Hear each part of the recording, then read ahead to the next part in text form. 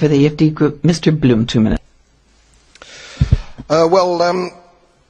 I'm a baby boomer. I was born just after the war. We've probably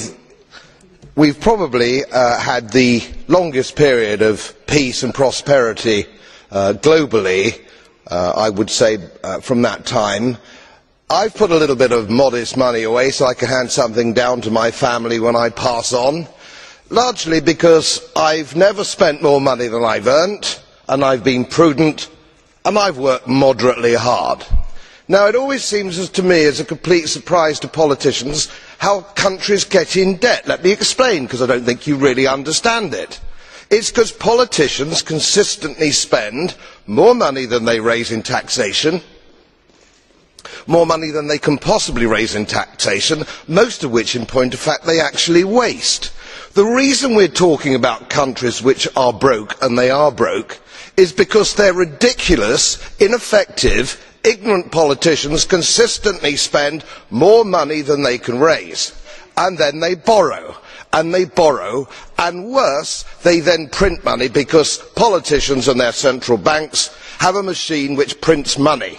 You do that as a private citizen and it's a criminal offence. You would go to prison for doing that, and politicians and their central banks do it all the time. Let me explain to you that these countries are broke, and they're broke because of their own stupid leadership and politicians, and it's immoral to ask ordinary taxpayers of any country to pick up the tab for failed politicians and failed banks. They are defaulted, they're broke. For God's sake, let's all of us admit it.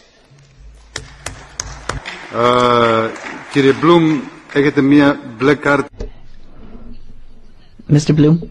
Yes, well, thank you very much. Mr. Goebbels is brandishing his blue card. You accept the question? Mr. Goebbels, 30 seconds.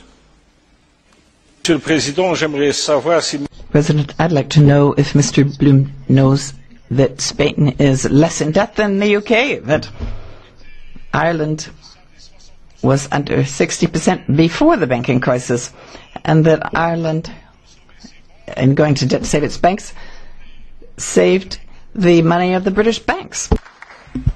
Absolutely right. Absolutely right. I wasn't suggesting my politicians were any less stupid than anybody else. It's an absolute disgrace. And it wasn't even debated in our national parliament to actually rescue these bust banks. If you want to invest in bust banks, do so with your own money, not money from my old age pensioners in Yorkshire on 98 quid a week. You scoundrels.